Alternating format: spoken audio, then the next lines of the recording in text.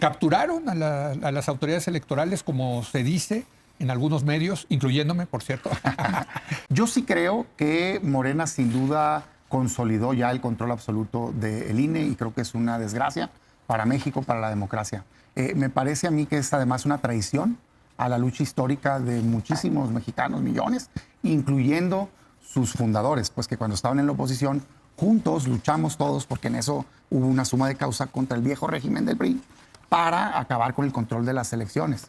Y nos dimos distintas reglas que fueron mejorándose a lo largo del tiempo sin ser perfectas, dieron la posibilidad de tener un órgano autónomo que garantizara el voto libre, directo y secreto de los ciudadanos y que se dieran distintas alternancias en México. Y así es como gana por primera vez el PAN, luego recupera el poder el PRI y luego gana Morena, con órganos que garantizaban elecciones libres. Bueno, han ido como otros órganos autónomos invadiendo y en esta ocasión me parece que sin duda alguna lograron colocar perfiles afines a ellos que desgraciadamente quitan esta calidad de árbitro al órgano electoral y evitan que se tenga esa certeza. Me parece que todo el proceso fue muy penoso, desde un proceso que fue pensado para que nadie tuviera control y que promoviera el consenso, bueno, pues con la mayoría artificial de la sobrerepresentación que logran dominar primero el comité técnico, con excepciones, la verdad que gente afín a Morena, con excepciones, pero con su mayoría, poner reglas, ser un procedimiento opaco completamente, no hay manera de saber por qué pasaron primero 100, luego 50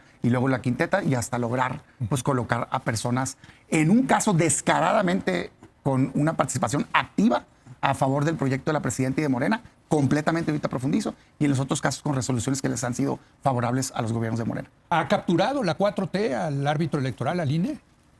Claramente no, y además yo te voy a dar mis argumentos de por qué voté a favor. Sí. Porque nosotros entrevistamos, es una práctica, las mentadas visitas estas de oídas que hacen muchos candidatos, estuvieron visitando la Cámara. Yo tuve la suerte, vamos a decir, de haber entrevistado a los 3 que quedaron junto con otros candidatos que estuvieron tocando la puerta de legisladores para hablar sobre su experiencia. Primero, hay que decir algo, Leo, retomando lo que dice el propio Damián. A ver, esta reforma es del 2014, la hizo el prianismo. Yo era diputada en aquel entonces. Esta reforma que hoy selecciona a estos consejeros la hizo el PRI y el PAN en acuerdo, siendo, por cierto, Ricardo Anaya y, si mal no recuerdo, Damián diputados. O uno senador y el otro diputado. Y estas mismas reglas que hoy les están aplicando a los compañeros que fueron elegidos fueron aplicadas para la elección de Lorenzo Córdoba, Ciro Murayama, Dania Radel, todas. Y todos los que estuvieron en el Consejo General. Lo que pasa es que yo, y lo digo como una convicción, creo que también a veces en los análisis hay un montonal pues de rompimiento de paradigmas, porque como decía alguna vez el profesor Alberto Anaya en una reunión hace muchos años que tuvo con quien fue el secretario de Hacienda, el problema es que leímos en distintos libros. Pues esa es la verdad. Y lo digo con convicción. A ver, yo conozco a Arturo Chávez. Arturo Chávez fue mi jefe en la UNAM. Cuando yo entré a dar clases a sociología, de ahí lo conozco. Es un compañero que ha sido ciertamente de izquierda, sí, pero eso no lo desacredita para ser consejero. No es cercano a la presidenta. Digo, eso yo no lo sé, la propia presidenta ha dicho que lo conocía, pero lo que yo tengo de conocer a Arturo Chávez es de su vida universitaria. Y de una lucha que dio por la izquierda dentro de la universidad. Y creo que eso no es un pecado. Voy a terminar diciendo, oye, a Blanca la entrevisté, me tocó entrevistarla. Tiene todas las historias del mundo sobre su historia electoral, igual que Frida. Me tocó entrevistarla por Zoom. Muy bien. Qué despropósito y qué absurdo descalificar un proceso que a mí me pareció que cumplió con todo lo que tenía que cumplirse para avanzar en un tema tan importante. 476 personas registradas, 369 personas pasaron después a una etapa, después vinieron los filtros, había 21 personas, Arturo Chávez, había grupos vulnerables también, ¿no? Fíjate qué curioso, ellos decían que Roberto Carlos Félix, que Pedro Pablo Chirinos, que Juan Manuel Vázquez Barajas iban a ser los que iban a acabar en esa tercia, ¿no? Muchos de ellos, ¿no? Y curiosamente no sucedió, y entre otros nombres también, ¿no? Entonces, me parece que es de un despropósito venir a esta mesa a descalificar un proceso en donde además participó un comité técnico de evaluación con personas de primera, ¿no? Magistrados, maestros en Derecho Constitucional por la Universidad de Castilla, candidatos a magistrados de la Sala Regional, gente que estudió en la Universidad de La Mancha, maestros en Derecho Constitucional por Madrid también. Es decir, gente de primera, ¿no? El comité operó de forma autónoma, sin intervención de ningún partido, ¿no? Pero no solamente eso, fíjate qué datos tan importantes te voy a dar. De los candidatos, el 73% de los 15, ¿no? Son licenciados en Derecho, Ciencia Política el 20%, ingenieros en sistemas solo uno. Con maestría, 11 candidatos. Estamos hablando de que la mayoría tenía especialidad en Derecho Electoral, 5 con doctorado en Derecho Electoral, con especialidad 6 personas. No solamente eso, las instituciones donde provienen, el 53% de OPLES, de institutos locales electorales, el 33% de tribunales electorales locales, mientras que las entidades donde provienen, Ciudad de México 5 candidatos, Tamaulipas 2 candidatos y otros estados 8 candidatos. Me parece que construir una narrativa para decir que los designamos o que eran amigos o cercanos a la 4T, le quita, ¿no?, toda esta historia que tienen quienes estuvieron participando en este proceso. Muy bien. No, o sea, definitivamente digo, es un cuento que están queriendo desarrollar. Por supuesto que tenían sus preferidos, que al final se les cayó uno de los candidatos, consejero de la Ciudad de México, que les ayudó a tener sobre representación, sí, por cuestión de género. Pero por supuesto que quedaron los más afines y por supuesto que no fue un proceso ejemplar. El procedimiento se hizo, yo estaba en la legislatura que se hizo pensando en que nunca iba a dominar a alguien por 2/3 partes y que se tenía que privilegiar el consenso. Se puso a la Comisión Nacional de Derechos Humanos, que se respetaba, sí, al INAI, que se respetaba, sí, a proponer a los miembros del comité técnico. Pues desaparecieron el INAI e invadieron la Comisión Nacional de Derechos Humanos, pues, y pusieron, salvo 2 magistrados, personas afines a Morena en el comité. No solo eso, sino que les dijeron cómo iban a evaluar la Junta de Coordinación Política.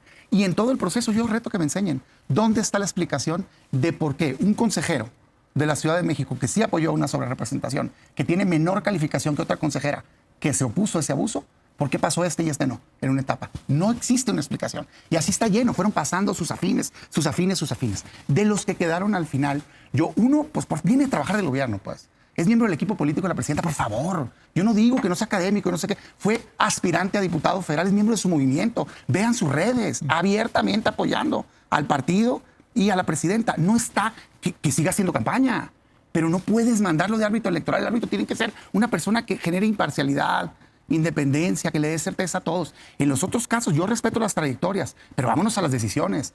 Vienen de 2 estados muy señalados, Puebla y Tamaulipas, de abusos electorales. En Puebla hubo campañas anticipadas, no lo vio el OPLE. No solo no lo vio, lo avaló. Hubo traspaso de votos para salvar un partido pequeño. No solo no lo vieron, sino que lo avalaron. ¿No? Entonces dices tú, espérate, sobre representación. No, esos son los actos que en decisiones han beneficiado al partido en el poder. Por eso no es correcto que invadas un órgano electoral. Muy bien, Lilia. A ver, sobre las mismas reglas que él participó en crear. Yo en aquel entonces era parte de una minoría muy pequeña, éramos 14 creo, diputados en el PT y 16 en Movimiento Ciudadano. Y nosotros en aquel entonces, que es cuando se elige a Lorenzo Córdoba, hicimos y les hicimos un llamado, porque decíamos, bueno, el tema de incluir la insaculación fue una propuesta de nosotros. Porque decíamos, cuando menos debe de haber una salida de la no construcción del acuerdo.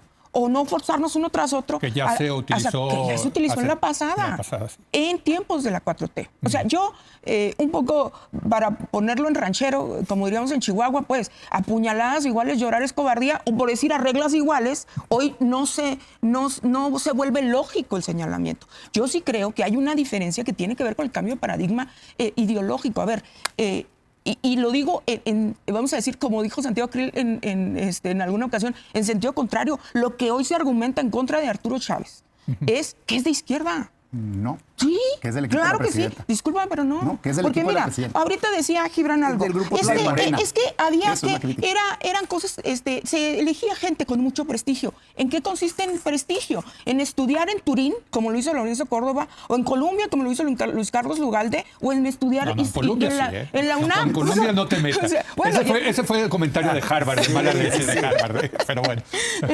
Como tampoco estoy de acuerdo con los que se hacen en sentido contrario en contra de los de Harvard, ¿no? Un poco lo que quiero decir es que Arturo ha sido académico toda su vida. Militante. Toda su vida. De Morena. Militante de izquierda. De Morena. De Entonces, Claudia yo simplemente digo, a ver, a mí él me dio la primera oportunidad sin conocerme, sin tener ninguna relación política. Y así como eso, Arturo ha creado muchas generaciones en la UNAM. Y hoy se le viene a desacreditar solamente porque es de izquierda. Eso me parece tan terrible como lo que se hacía en sentido contrario. Muy bien. Me llama la atención que se hable de la sobrerepresentación en esta mesa, como si no hubiera ya una sentencia del Tribunal Electoral jurídica, legal, diciendo que no existe esa mal llamada sobrerepresentación. Y es la forma en la que se dirimen las controversias, la litis, ¿no? El tribunal dijo que Andrés Manuel no ganó en 2006. Si tú y yo, Gibran, tenemos una diferencia, o si Damián y yo tenemos una diferencia que es irreconciliable, tiene que entrar un tercero. Y es la autoridad judicial. Así funcionan los sistemas en donde la democracia impera, ¿no? Qué conservador te has vuelto. Esta lógica y este discurso permanente de hablar de la sobrerepresentación como si efectivamente se tratara de un acto ilegal, pues me parece que está en contra completamente de la legalidad. Lo dejo nada más sobre la mesa como algo importante. A ver, desacreditar a las personas, a las 15 personas, yo sí me di el tiempo de leer los currículums, de Son 15 platicar. porque se presentaron 3 quintetas. Así es, por las tres quintetas. De platicar con varias y con varios de ellos, y todos me parecieron perfiles de primera. Gente especializada. Bueno, a ver, Blanca Cruz, por ejemplo, ¿no?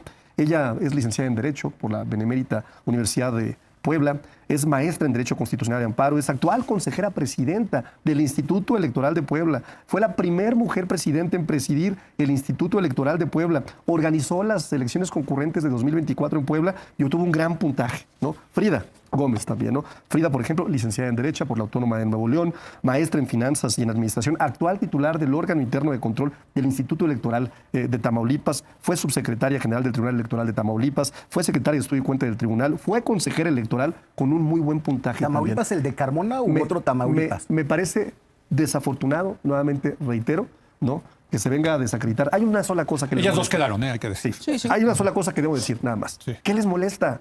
Pues que ya no es el esquema de cuotas y cuates que ellos promovían, que ya no pueden imponer a su gente y que tienen que ver reglas claras, exámenes y un espacio para que verdaderamente tengamos a los mejores perfiles. Muy bien, una última ronda comenzando con Pues, Damián Cepeda. Mucho rollo, pero la realidad es que se agandallaron y le dieron un golpe a la democracia. Tú puedes hacer todo el show que quieras, pero si al final pones a personas que están alineadas a tus intereses, le estás dañando a la democracia. Ya me pueden leer todo el currículum. Yo aprendí eso, he estado muchas veces en la Comisión de Justicia y en muchos comités. Tienes que fijarte en la actuación. Entonces, ahorita les digo, en Puebla se avalaron campañas anticipadas, se avaló sobre representación y se permitió pasar votos. Cuando estaba Cruz. Pues sí, pues. Entonces, perdón, pero eso le benefició al régimen. Entonces, no hay una actuación ejemplar en ello. Ojalá cambie. En los otros casos escandalosos, en el caso particularmente del que depende del gobierno. Dicen, es que las reglas eran de antes. Sí, de acuerdo. Nomás que no había existido el fraude de la sobrerepresentación. Eran reglas hechas para el consenso. Y salvo contadas excepciones, salían por consenso. Tan es así que esos órganos autónomos que se conformaron permitieron la alternancia en México. Primero con Fox, luego regresa el PRI, luego Andrés Manuel López Obrador con esas reglas. Antes se robaban la elección. ¿Quiénes? Los que ellos hicieron sus funcionarios.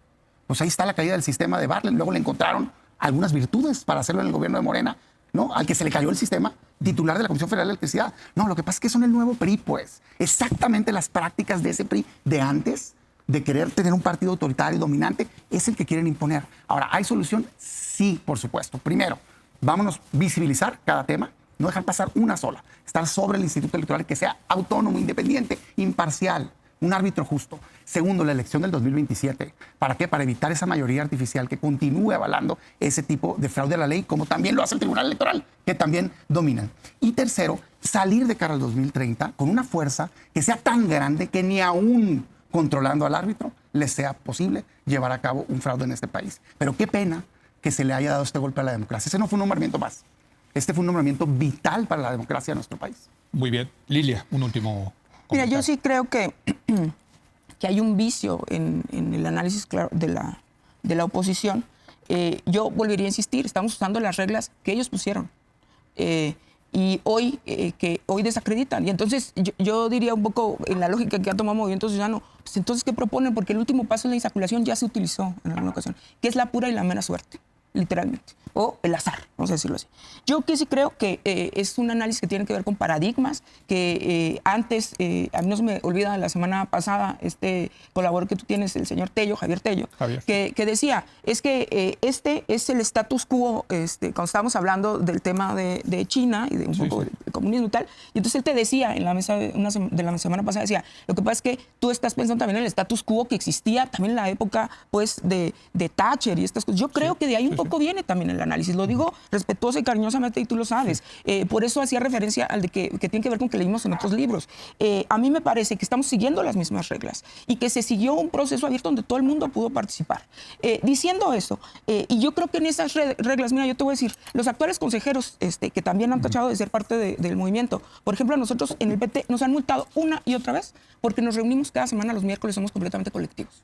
Bueno, se han atrevido a decirnos los consejeros que en el PT deberíamos de reunirnos por Zoom en lugar de reunirnos semanalmente, porque su concepción de la colectividad no es la misma que la nuestra, ¿no? Entonces, claro que juegan el tema de los paradigmas y claro que juegan el tema de las formaciones. Yo nada más cerraría diciendo, Blanca Yazahara Cruz García, a mí me pareció una de las mejores candidatas, la mejor mujer de las que yo tuve acceso a entrevistar, una mujer hecha en la carrera electoral, igual que Frida, pero Blanca Yazahara tiene una extraordinaria, además, apertura, ha tenido con los institutos políticos en Puebla, y yo creo que el solamente porque no les caiga bien un candidato desacreditar la carrera de estas dos mujeres me parece un despropósito. Te toca cerrar, Arturo Ávila. Gracias, Leo. Bueno, primero me llama mucho la atención escuchar a Damián Cepeda cada que dice que en Morena somos el viejo PRI.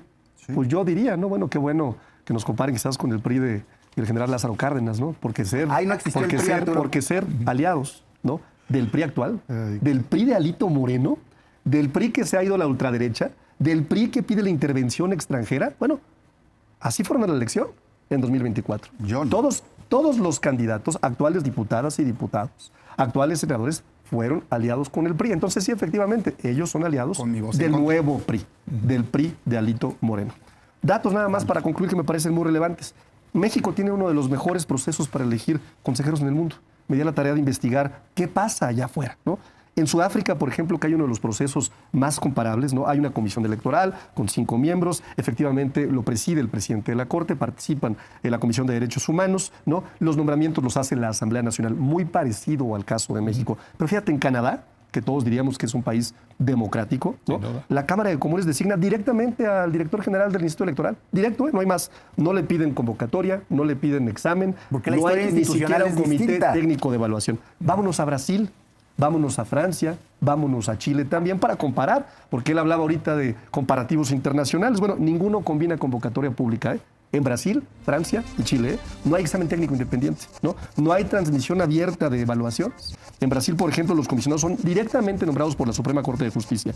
En Francia, por el presidente, ¿no? Y en Chile, los consejeros del servicio electoral son designados por el presidente de la República con un acuerdo con el Senado. Pero bueno, les agradezco mucho. Bien, amigos, ¿qué les pareció el video? Arturo Ávila le cierra el pico a Damián Cepeda del partido Paniaguado. La niña Damián Cepeda llora y se queja de la, según él, sobre representación de Morena y abrir paraguas para las próximas elecciones. Se queja de todo y por todo, que el INAI, que la CNDH, que Morena quita, pone, cambia y vuelve a poner, como si ellos cuando gobernaron fueron una santa paloma. Y enseguida Arturo Ávila Morena 4T lo deja como botella de champán con el corcho bien puesto en el pico y le dice que si no se acuerda de cómo el Borolas borrachín Tililín de Calderón llegó a la presidencia, llegó haciéndole trampa al expresidente AMLO, fue un completo fraude y robó en despoblado. Calderón no tenía la más mínima oportunidad de ganar en esa ocasión y ayudado por Fox ocupó la presidencia durante 6 años. Puro vino fino y del bueno en el avión presidencial que en el mismísimo Obama lo tenía. Damián Cepeda salió huyendo de la paliza que le propinó Arturo. Estará al pendiente del próximo video. Denle like, compartan el video y suscríbanse. Hasta la próxima. Dios los bendiga.